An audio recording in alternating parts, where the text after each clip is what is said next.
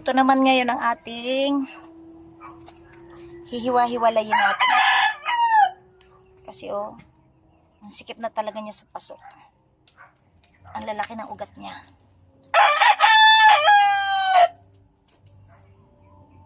Dandahanin natin kasi ang hirap niyang makalas.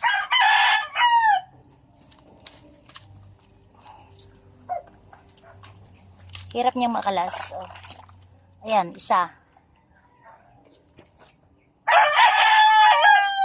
Tapos, ito pa, maliit.